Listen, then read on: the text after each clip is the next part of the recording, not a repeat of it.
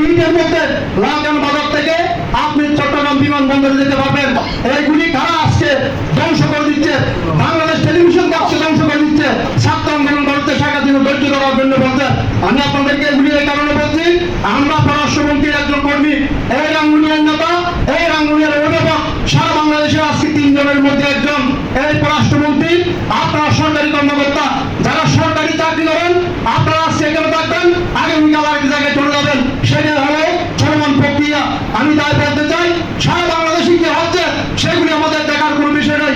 রাঙ্গুনিয়া আমাদের অভিভাবক জনতা ডক্টর হাসান মাহমুদের এলাকা, সেই এলাকাগুলিকে আমরা সুন্দরভাবে আমাদের যে সরকারি দিক নির্দেশনা আছে সেগুলি আমরা পালন করবো।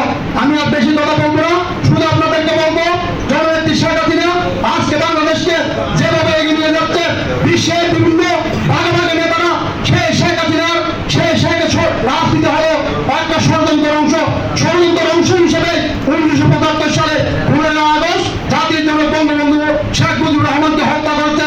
আজকে জননেত্রী শেখ হাসিনা যখন 2008 সালে জনগণের ম্যান্ডেট নিয়ে বারবার বাংলাদেশে জাতীয় সংসদ নির্বাচনে নির্বাচিত হয়ে বাংলাদেশের প্রধানমন্ত্রীর দায়িত্ব পালন করছে, বাংলাদেশে যখন উন্নয়নের রং ধরে এগিয়ে নিয়ে যাচ্ছে, তখন এই জামাতি বিএনপি যারা 1971 সালে বাংলাদেশে ধ্বংস করে দিয়েছেন, আগুন দিয়ে ধ্বংস করে দিয়েছেন, তারা আবার জেগে উঠে বাংলাদেশকে ধ্বংস করার জন্য জননেত্রী শেখ হাসিনা হাজার হাজার কোটি টাকা ইনভেস্ট করে যে উন্নয়নের রং বাংলাদেশে সৃষ্টি করতে, যে বিশ্বের নেতারা অবাক হয়ে যায় জননেত্রী শেখ হাসিনা কিভাবে এই উন্নয়নের কাজ করে, তাদেরও ষড়যন্ত্র অংশ হিসেবে আজকে বাংলাদেশে আপনারা দেখেছেন যে কাণ্ডগুলি চালিয়েছে।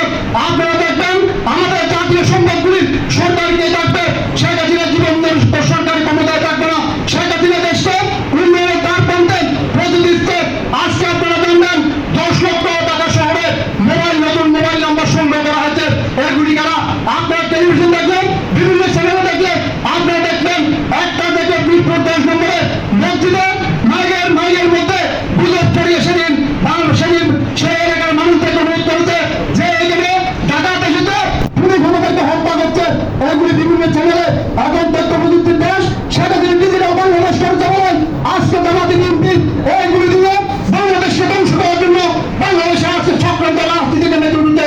তাই আমি আজকে আপনারা এই দেশে আপনারা যারা মসজিদ হাস করেন, আপনাদেরকে জননেত্রী শেখ হাসিনার পাশে রাখতে হবে, আপনাদেরকে জনতা ডক্টর হাসান মাহমুদ এমপির পাশে রাখতে হবে।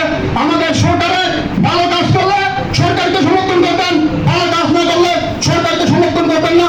আমি আজকে আমার যিনি বিদায়ী নির্বাহী কর্মকর্তা, আমার নির্বাচনের সময় উনি একজন উপজেলা নির্বাহী কর্মকর্তার সাথে আমাকে যতটুকু প্রয়োজন ছিল ততটুকু উনি আমাকে সাহায্য সহযোগিতা করছেন। আমি আজকে উনি এখান থেকে বিদায় নিয়ে চলে যাবো। আরেকটা জিনিস আমি দেখেছি, 2008 সাল থেকে আমাদের রাঙ্গুনিয়া যারা নির্বাহী কর্মকর্তা এসেছে, সকল নির্বাহী কর্মকর্তা ওইখান থেকে এডিসি প্রমোশন নিয়ে রাঙ্গুনিয়া ত্যাগ করেছেন। এগুলি হয়তো আমাদের সবাইকে মানে একটা আমাদের পররাষ্ট্রমন্ত্রী হয়তো ওনার একটা আলাদা মর্যাদা থাকার কারণে ওইখান থেকে এডিসি প্রমোশন নিয়ে বিভিন্ন এলাকায় যোগদান করেছেন। আমি ওনাকে আজকে এই মসজিদের অনুষ্ঠানের পক্ষ থেকে, আমার ব্যক্তিগত পক্ষ থেকে, উনি আসলে ভালো মানুষ, আমাদের মসজিদ লীগের সভাপতি মহোদয় মাস্টার ইসলামের নিয়ে বলেছেন আসলে উনি ভালো মানুষ, উনি যে নির্বাহী কর্মকর্তা এই জিনিসটা হয়তো